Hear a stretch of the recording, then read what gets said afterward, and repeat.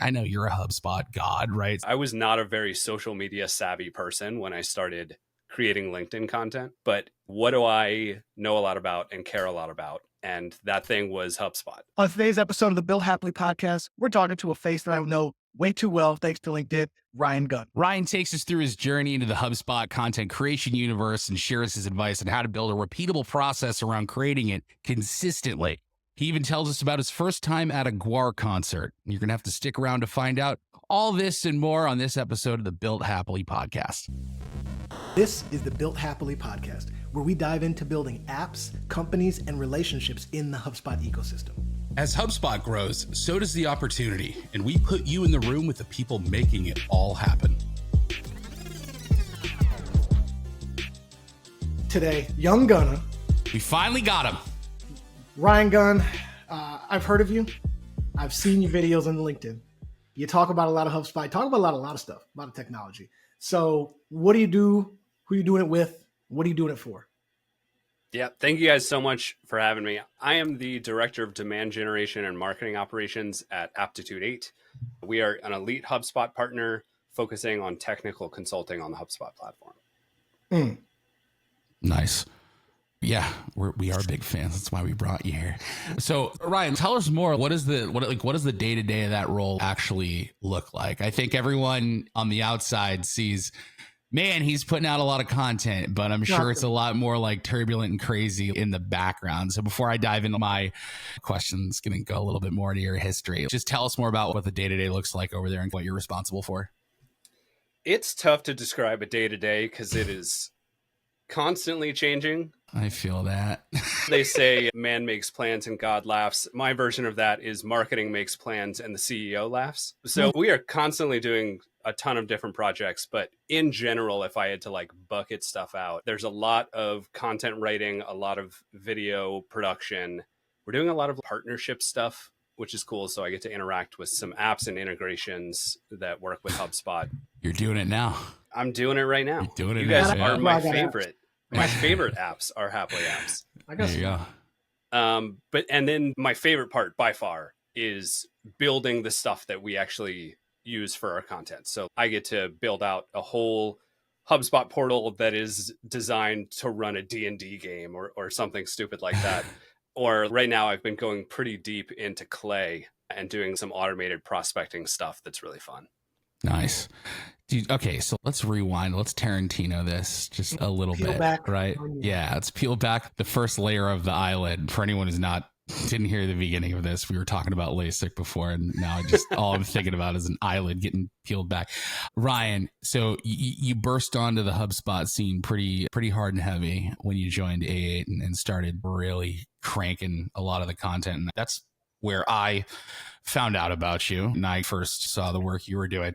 But tell us about the Ryan Gunn before finding your way into the HubSpot universe and how you got into where you're at right now. Give us a little bit of that, a little taste of that journey. Yeah. The first time that I ever heard the word HubSpot, I was in grad school. I was getting a business degree and I was very frustrated because I was learning a lot of like fundamentals that like how to write a positioning statement and stuff like that. But I wasn't. That sounds... It was so boring. But what we were not learning basically any of was like, what is the technology used for marketing? And we had one case study one day in all of my grad school that focused on a case study on HubSpot. And it was like the only time a digital tool was mentioned at all, which is crazy and stupid. But I really latched onto that. And I talked to my professor and I was like, hey, I want to learn more about this HubSpot thing. This seems really cool. And he was like, well, HubSpot has HubSpot Academy. You can go take courses. And I was like, damn it, why am I paying for this degree? It's out there for free. Wait, have you and me talked about this before? I don't think so. Bro, I'm gonna let you finish, but I have like I'm gonna let you finish, same exact experience. I'll get into it after. Keep going though. I'm just like my brain is breaking right now because we had very similar experiences getting introduced to HubSpot. Go ahead. Yeah. So after that, I pretty much built my career around HubSpot. When I went out to look for my first job, I got a job at a HubSpot partner. It was a silver tier partner back when those existed. Yeah. I don't think they're around anymore. It wasn't a terribly successful company, but it did. I got to learn a lot about HubSpot while I was there. And then after that, like every job search I did, I was like marketing manager, parentheses, HubSpot, searching that in LinkedIn. And eventually, like I found my way to Aptitude 8, which is, let's be honest, the king of HubSpot partners. I'm not. Hey, I'm making different. This is not one of those type of scenarios. This is a flat love. Yeah. I wanted to tell you, I don't know. I don't think we've ever talked about this. And I don't know if I've talked about it on the podcast yet, but like I had a very similar experience where I went to, what year did you graduate, Ryan? Grad school. It was 2016. Oh God, I'm so old. And you and got your masters and stuff? Masters in like So same thing on my end. So I graduated in 2010. And I went right back for my master's because none of my friends graduated. And so I was like, oh, cool, senior year 2.0. And like the job market was crap. And I was like, all right, I need to go get something to diversify myself. Might as well do it now. So I went right back to UMass Dartmouth to do my master's, right? To get my MBA. And one of the very first classes I have was called an interactive marketing course, right? And it was the same like professor I had for most of my marketing courses for the past 4 years, right? Dr. Steve White, I'll always remember him.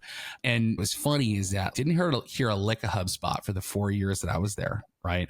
But something happened between the summer I graduated and the day that I went back and started this interactive marketing course, where the very first thing he says when he gets up in front of us, he goes, listen, I know I've had a lot of you the past 4 years for your marketing degree. What I want you to do is I want you to take everything I taught you and throw it out the window. And I was like, what?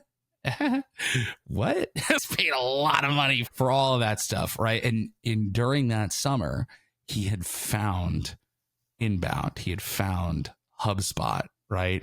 And became like this sort of believer overnight. So like part of that actual course was to do the inbound marketing certification, right? And this is back when Academy had just started and things were getting going there. But yeah, dude, it was like the same experience where it's okay, cool. Just learned all this stuff, like whatever. But it was good though, because like I feel like inbound is hard to appreciate if you don't have something to unlearn, to understand why it works. Right. And so it was good, even though I didn't have job experience doing like regular outbound marketing and like a lot of the traditional stuff folks did. I was able to at least learn about that stuff. And then while it was still fresh in my brain, be able to break down why inbound's a better way, how it all works, things like that. It wasn't until like years later that I ended up actually like coming over to HubSpot and doing that stuff. But yeah, it was the same thing. Find out about it in college. You're like, where was this the whole time? And get it. So I just thought that was funny. You guys are hilarious. You went to college and you went there, learned nothing. Yep. Turned around. Still paying for went it. Back, paid for it. Still paying for it. I think you guys both got swindled. I got pretty swindled too. I went to school for Spanish and business translation. Could have just took a car ride to Mexico and chilled for a month or two and been just as fine. Plus 99 tacos. You know what I'm saying? It would have been like chilling. And we're going to Spain and just worked in the kitchen and that would have been good. But that's interesting. You guys went and were, I would even say introduced to like technology, because when I think of school, I never really got any technology. I remember Dreamweaver was a technology. Yeah. My dad taught me Dreamweaver, dude. I grew up on that with my dad. Yeah. Right? The whole concept is that you guys got stumbled on to this HubSpot thing. Is I think almost everybody is stumbled upon it. Took it and you ran, which is the most important part. Both you guys. Speaking of technology, you remember Stumble Upon? Is that still a thing? Did you ever use that, Dax? Random internet generator? Yeah. I didn't stumble. No, I probably just. That's just called TikTok now. Yeah, trip and fall. Oh, yeah, that's crack. They call it crack. So one of the things that, I mean, obviously you're pumping content. Like it's nothing, right? And I know for me personally, every time we all started off we're all around the same age. We started off in this Facebook generation. We posted on a wall and we were like cool with it. And then we moved into this Instagram and a little bit more of the things of just putting our lives out there and social media as the normalcy has come to be that. And it's tough for people now. It's tough for myself. I stopped posting on like social, I don't know, over a decade ago and try to live like a beautiful life and live it rather than I need to post this. I'm eating this food. I'm gonna eat these scrimps, take a picture. You know what I'm saying? Guess what? That's what I'm playing right now. My Game Boy Advance is out playing Mario Kart Super Circuit. That's what your boy. But it's a big deal when you like are trying to put yourself out there. Do you have any tips? Like, what gets you able to click record? Because that record button is pretty much now people are in my business. How do you feel about that? How does that change your day to day, and how do you just turn it on? So I'm actually pretty similar to you. Around when I graduated grad school, I deleted all of my social media. Just got rid of Instagram, got rid of Facebook, kept LinkedIn, but wasn't doing anything with it. And I found myself like spending too much time on that stuff and wasn't really enjoying the time I was spending. And I didn't feel like I was getting a lot of value of it.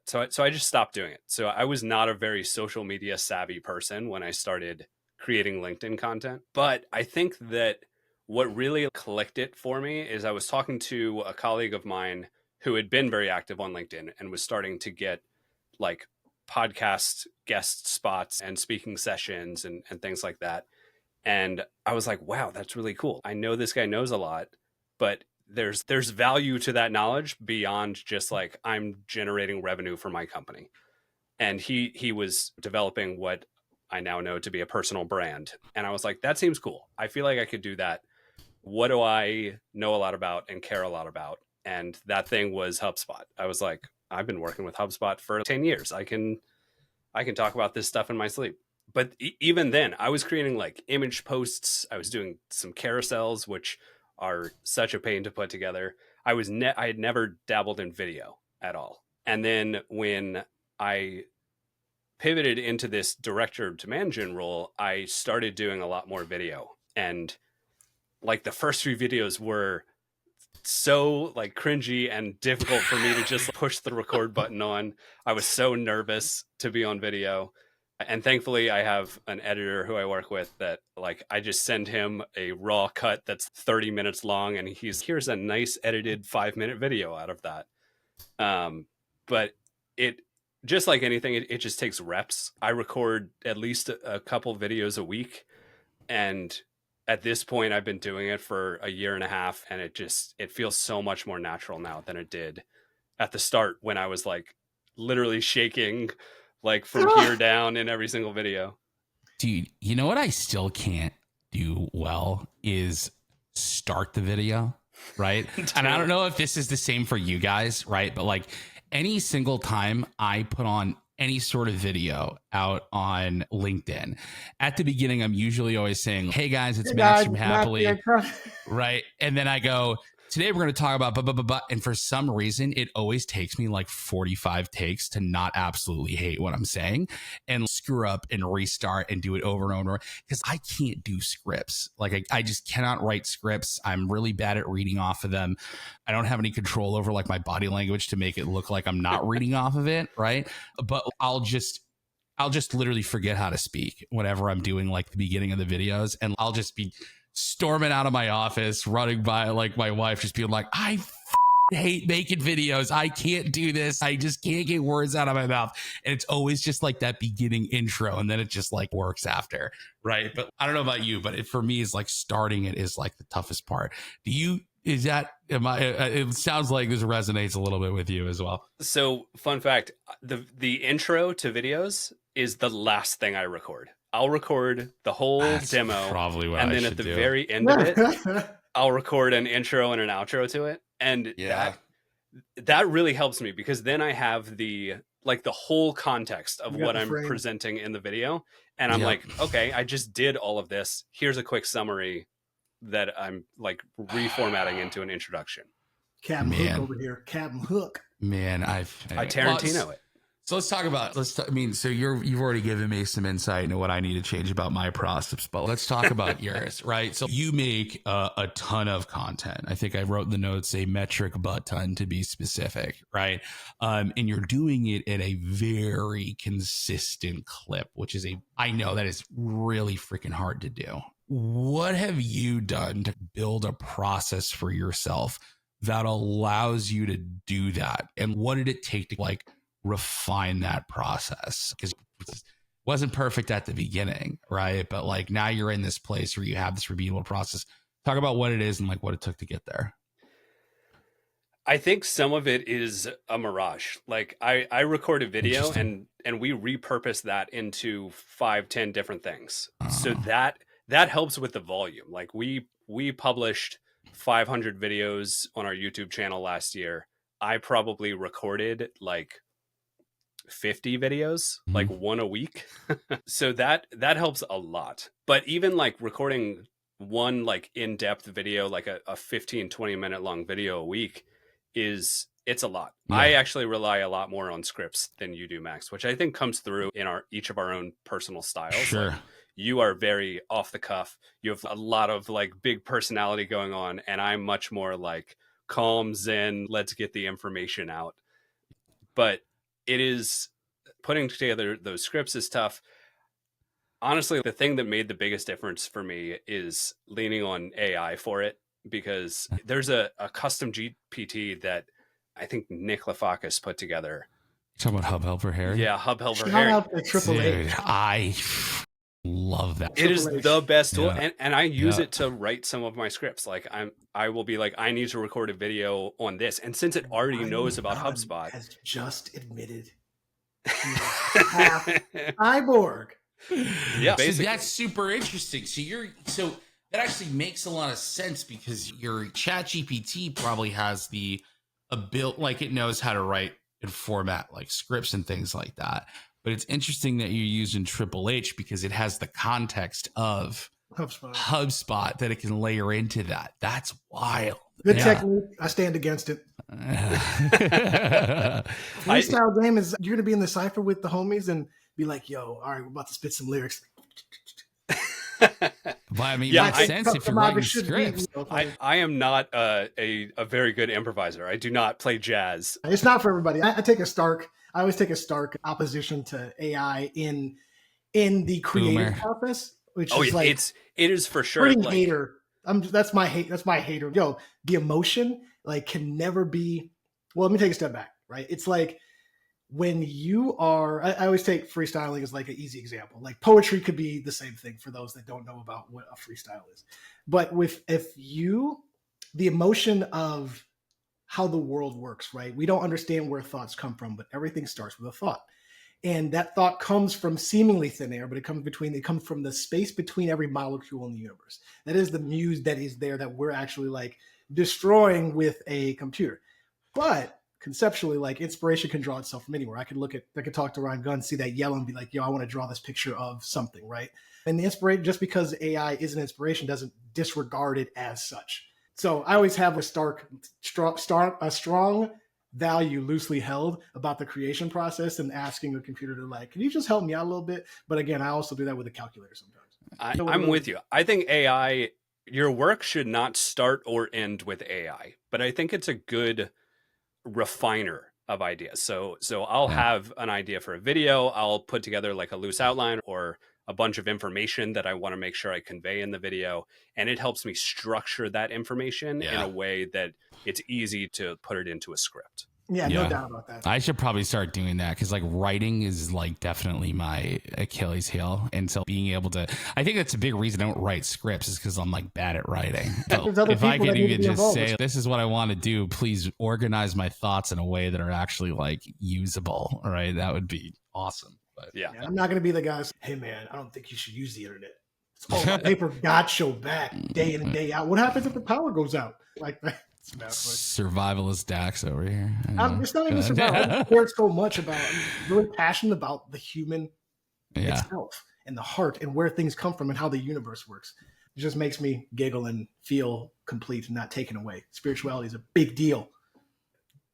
Anywho, to bring up spirituality, my good friends, these human spirits that have joined me today, tools are cool, right? I'm a big fan of the tools. When I started doing LinkedIn videos, like just again, like this year, because I was sitting around being nowhere, the mic, the camera, the lighting, all that matters so much. I'm looking at both of you guys got like dope lighting in the BG. Like you got the books that you probably, all that stuff.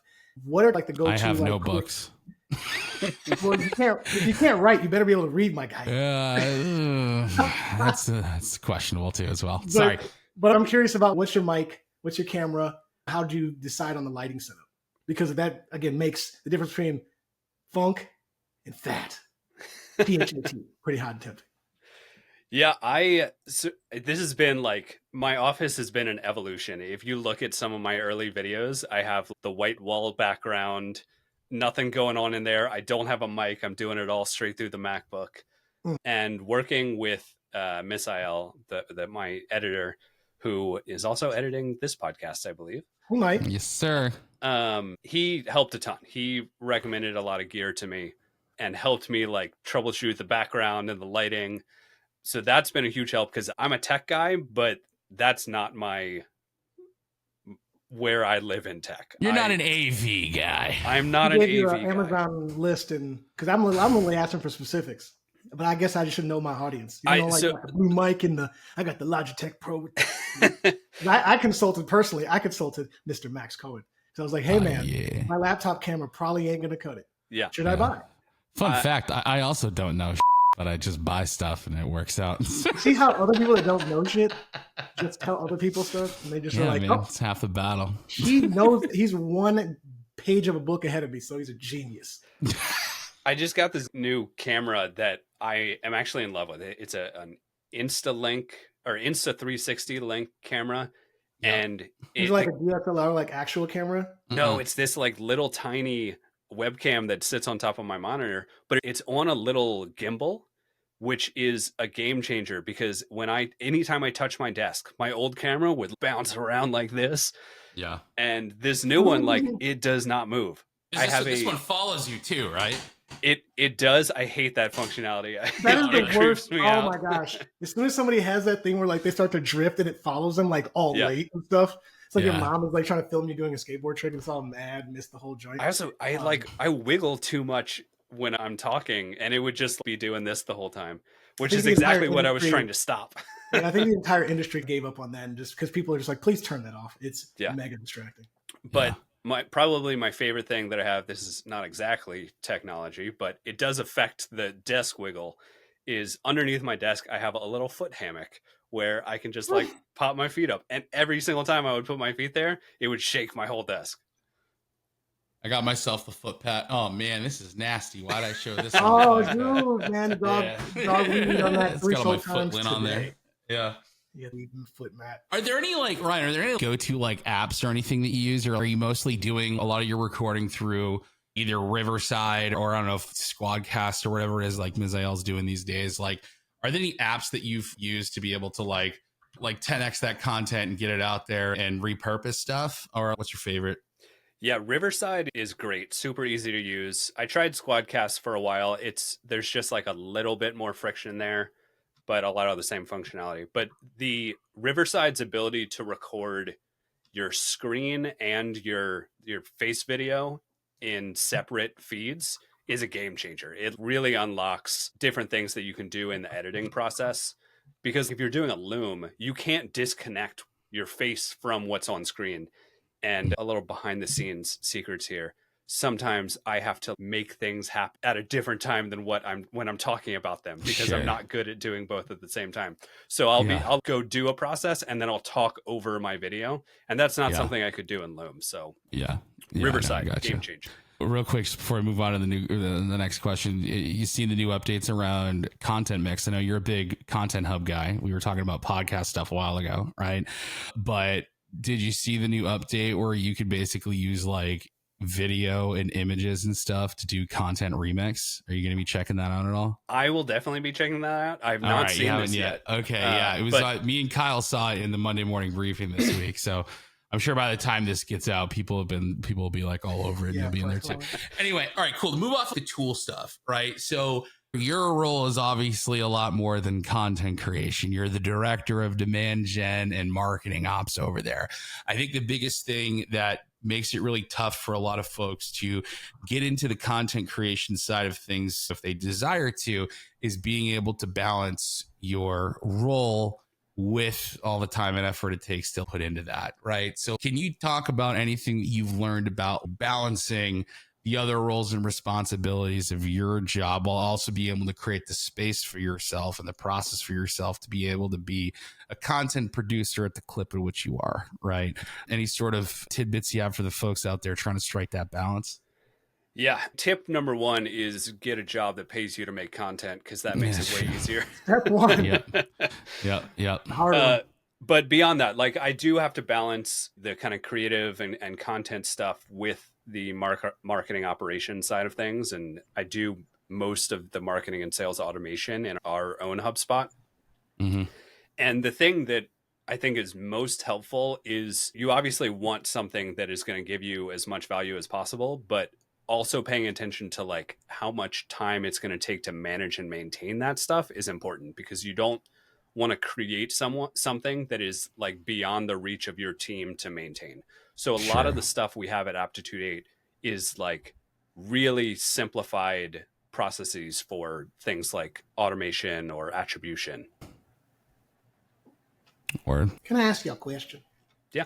So I think that the internet and social media, especially LinkedIn, like everything is a vacuum, right? Like we go on LinkedIn, if you don't turn off your like recommendations or whatever, you get the same people.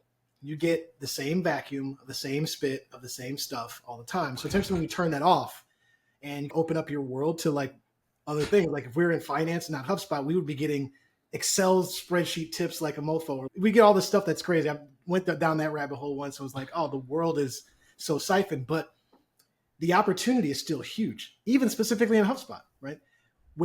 What would you recommend for folks that are trying to get in, right? You're saying, hey, you got to get a job that makes content creation, but we're talking about HubSpot in general. Where do you start?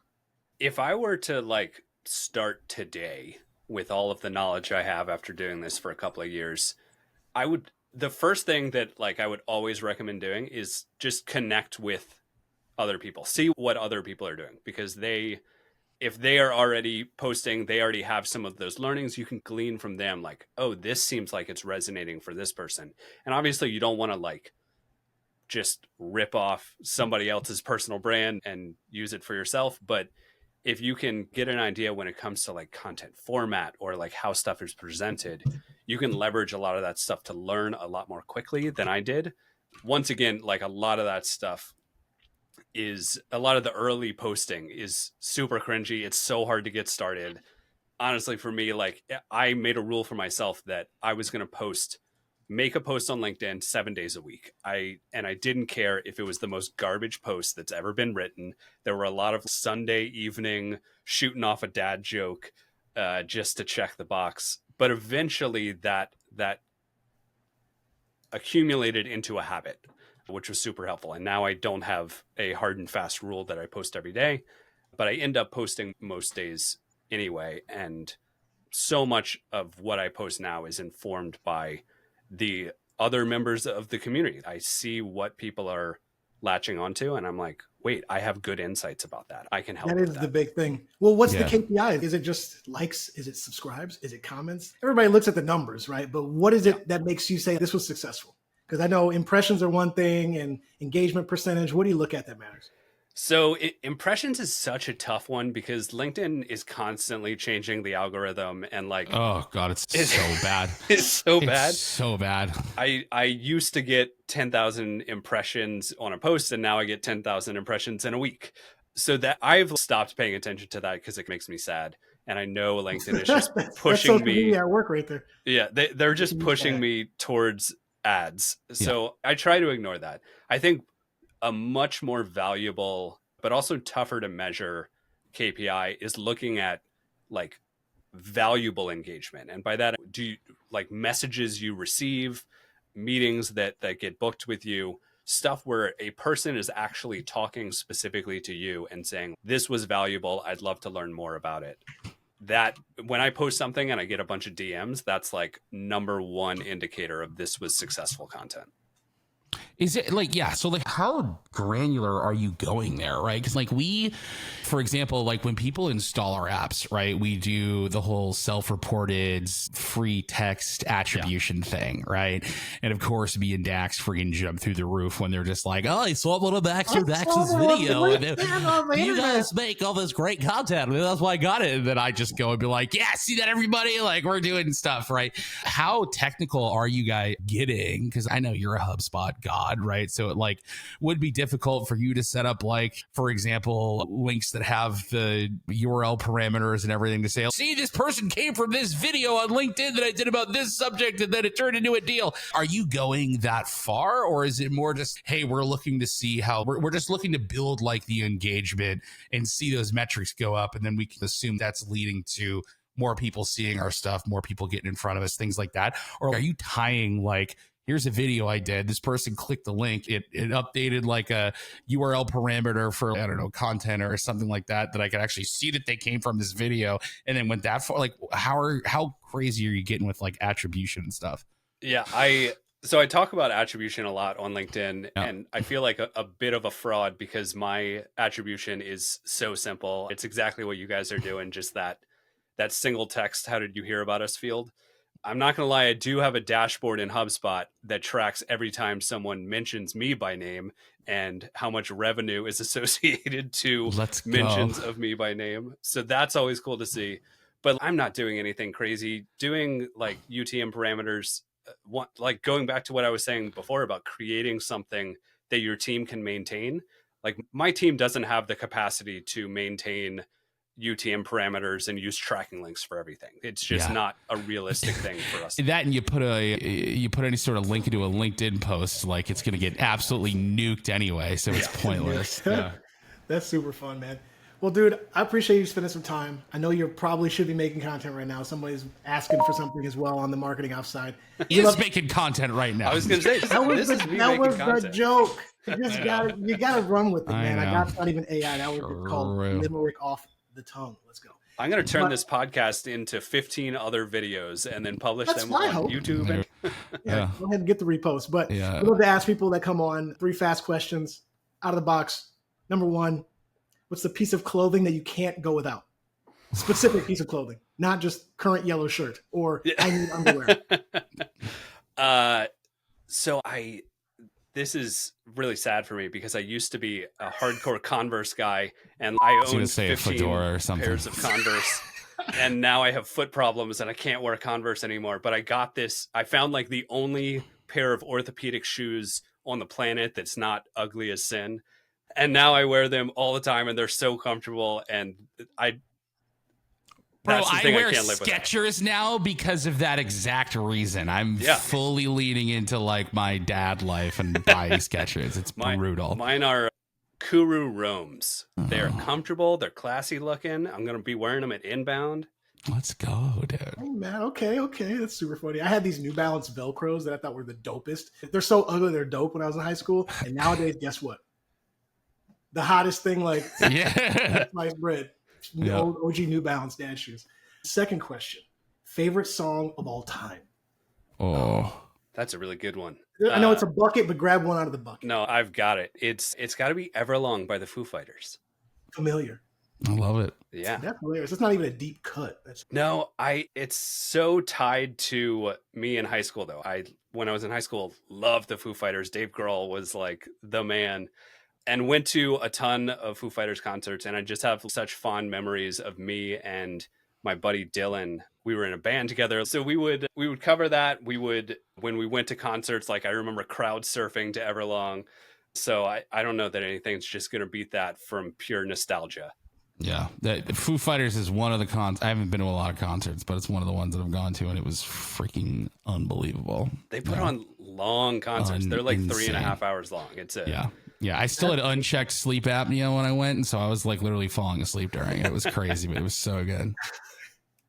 Well, now that you're talking about concerts, my very first concert, I'm sure everyone could have guessed it, was Weird Al Yankovic. I'm sure you guessed that. Saw Weird Al live when I was like in middle school. Literally the last thing I thought you were going to say. What was your first concert ever, Mr. Gunn? My very first concert ever, I'm pretty well, okay, so not to be controversial, but it depends what you consider my first concert, because when my mom was pregnant with me, she went to a Gwar concert. No way. Yeah, I don't know if you guys are familiar with Gwar, but of course we know who Gwar is. What are you talking about? That is a wild concert to go to when you're Gwar tickets. That's the whole point of the Beavis and Butthead video game, is getting the Gwar tickets. Yeah, so Gwar is from Richmond, Virginia, where I live. So I've been to my fair share of Gwar concerts, but I think that may qualify as my first one. If it's not that, when I was like 12, I went to a Hootie and the Blowfish concert. There you go. Nice. Thank you guys so much for having me. Max was a big inspiration for me when I was starting to create videos. So this is really bringing it full circle, and I love hanging out with you guys. Thanks, Ryan.